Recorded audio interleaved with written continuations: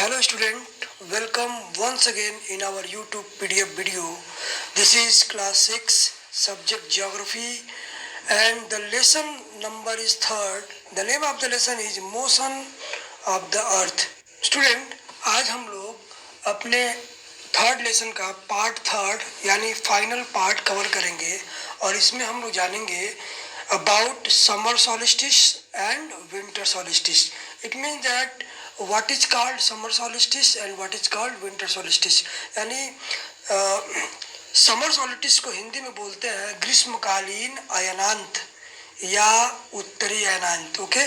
और उसी तरह विंटर solstice को बोलते हैं शीतकालीन अयनांत या दक्षिणी अयनांत। ठीक है स्टूडेंट, तो आइए स्टार्ट करते हैं lesson. Look at the figure 3.3। अगर आप फिगर 3.3 को देखेंगे तो you will see that on 21st June the northern hemisphere is tilted towards the sun. आइए स्टूडेंट फिगर की ओर चलते हैं।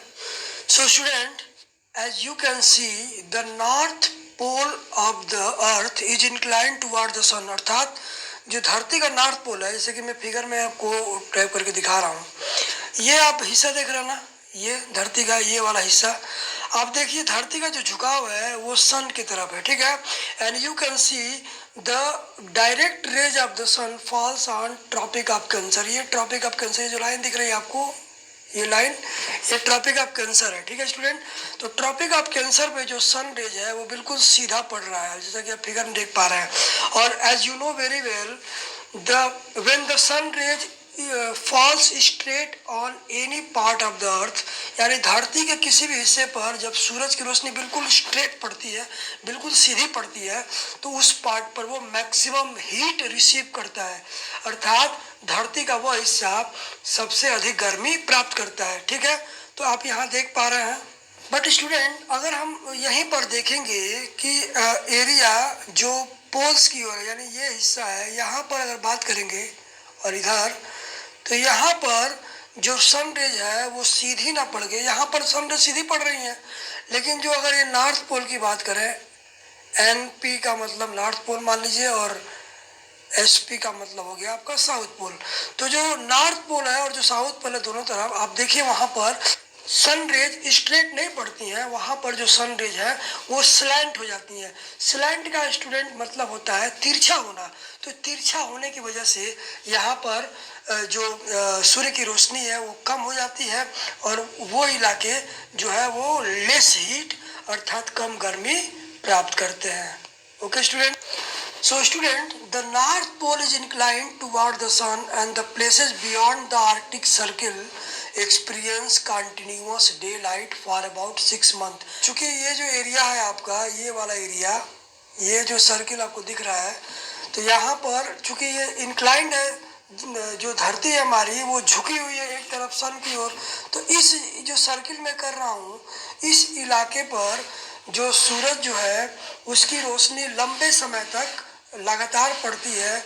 इस तरह इस इलाके में 6 महीने लगातार जो होता है वो डे लाइट अर्थात दिन जैसा माहौल होता है, अर्थात वहाँ पर रोशनी रहती है लगातार 6 महीने तक, क्योंकि धरती घूमती है इस तरह से कि कंटिन्यू उसका जो रोशनी है पड़ता है, ओके स्टूडेंट। तो आप ये देख रहे हैं, since a large portion of the northern hemisphere is getting light from the sun. इस प्रकार से जो उत्तरी जो गोलार्ध है ऊपर का हिस्सा वाला, वहाँ पर जो सूरज की रोशनी है वो अधिक समय तक या बड़े हिस्से पर वो देखने को मिलती है। That is why it is summer in the regions north of the equator. इसी कारण इस इलाके में, इस क्षेत्र में जो है इक्वेटर के यानी इक्वेटर के उत्तर में जो है गर्मियों का समय होता है, क्योंकि सूरज की रोशनी जब ज़्यादा देर तक रही तो स्वाभाविक सी बात है गर्मियाँ होंगी ही।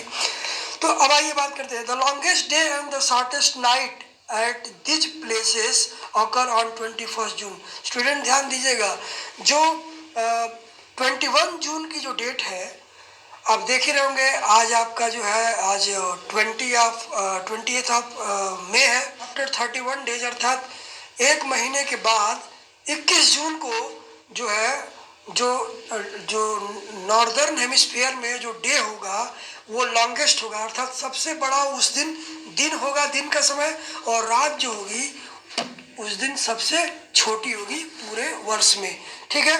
Eight this time the southern hemisphere all conditions are reverse. लेकिन अगर बात करें कि दक्षिणी गोलार्ध की, अगर इक्वेटर के नीचे वाले हिस्से, अगर साउदर्न हेमिस्फीयर की बात करें तो वहाँ पर ये सारे जो कंडीशन होंगे ये रिवर्स्ड होंगे, अर्थात उल्टे होंगे, ठीक है।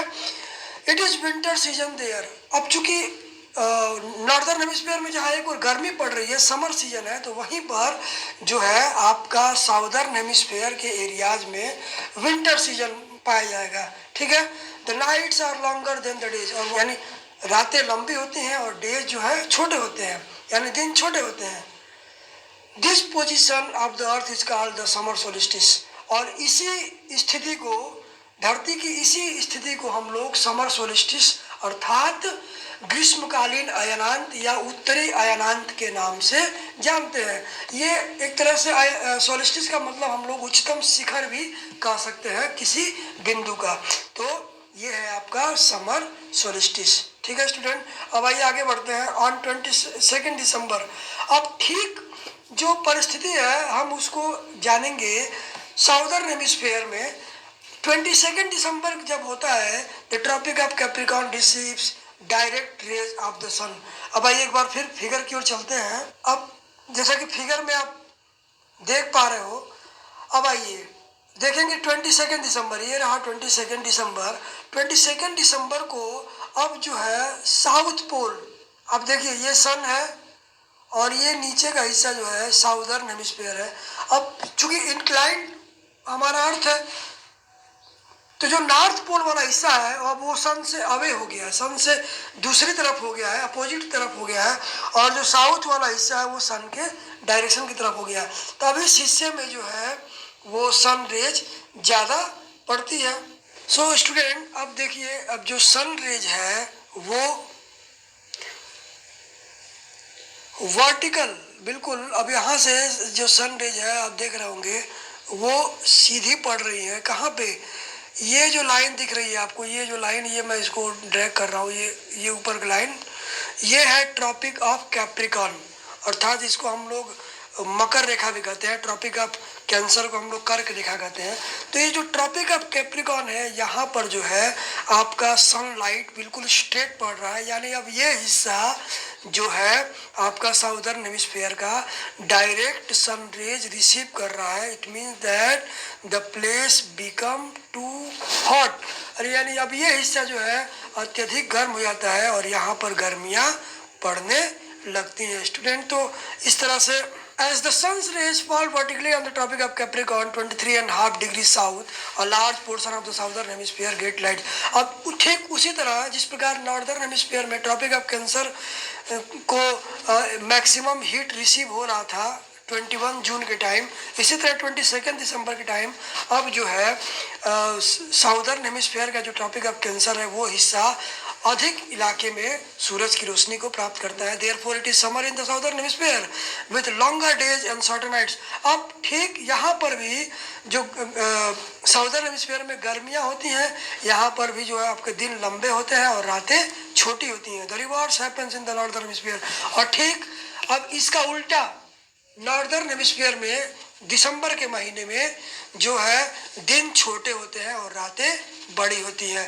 This position of the earth is called winter solstice, और ये जो स्थिति है इसको हम लोग विंटर सोलिस्टिस अर्थात शीतकालीन अयनांत या दक्षिणी अयनांत के नाम से जानते हैं। Do you know that Christmas is celebrated in Australia in the summer season?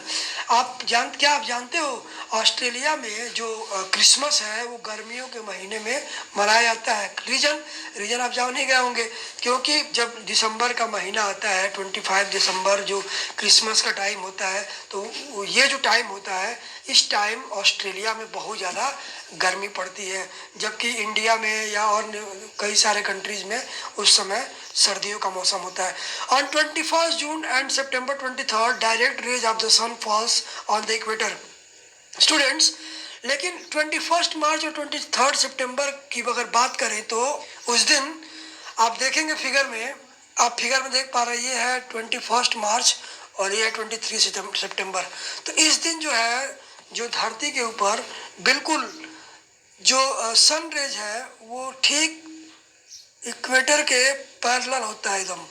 At this position neither of the poles is tilted toward the sun, so the whole earth experience equal day and equal nights। ये वो condition होता है जब पूरी धरती पर कोई भी हिस्सा ना तो अधिक सूरज की ओर झुका होता है, ना ही वो मुड़ा होता है। उस कंडीशन में एज इन डेट्स पे 21 मार्च और 23 सितंबर को जो इक्वेटर पर एक समान सूरज की रोशनी पड़ने के कारण द होल अर्थ, पूरी धरती जो है वह एक्सपीरियंस करती है इक्वल डे एंड नाइट, यानी एक समान दिन और रात धरती पर होता है। This is called an equinox.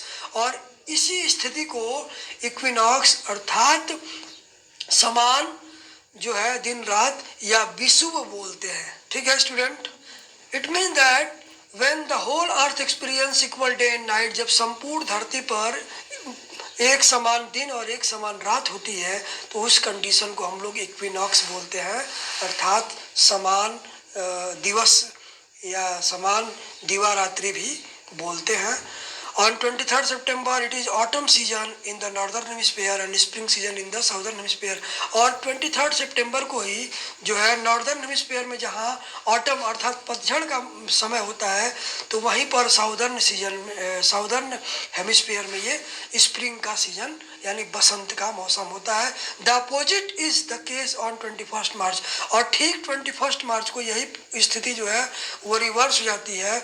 When it is spring in the northern hemisphere, जब उत्तरी गोलार्ध में जो है बसंत होता है, तो वहीं साउदर्न हेमिस्फीयर अर्थात दक्षिणी गोलार्ध में जो है पतझड़ का मौसम होता है। Thus you find that there are days and nights and changes in the seasons because of the rotation and the revolution of the earth respectively। Student यहाँ पर याद रखिएगा कि दिन और रात का होना ये डिपेंड करता है रोटेशन ऑफ द अर्थ पे। यानी धरती जब अपने एक्सिस पे, अपने धुरी पर एक चक्कर लगाती है तो दिन और रात होता है, और जब धरती सूर्य के चारों ओर चक्कर लगाती है यानी रिवोल्यूशन करती है तो उसके अकॉर्डिंग सीजन चेंज होते हैं। अर्थात because of the rotation days and nights occurred, and because of the revolution seasons are changed।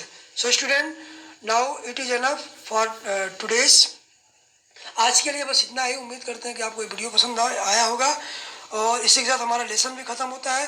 Student, अगर आपको कोई टॉपिक समझ ना आया हो तो आप कमेंट करके या व्हाट्सएप पे आप क्वेश्चन पूछ सकते हैं, अपनी डाउट क्लियर कर सकते हैं। Okay, stay home, stay safe, good luck।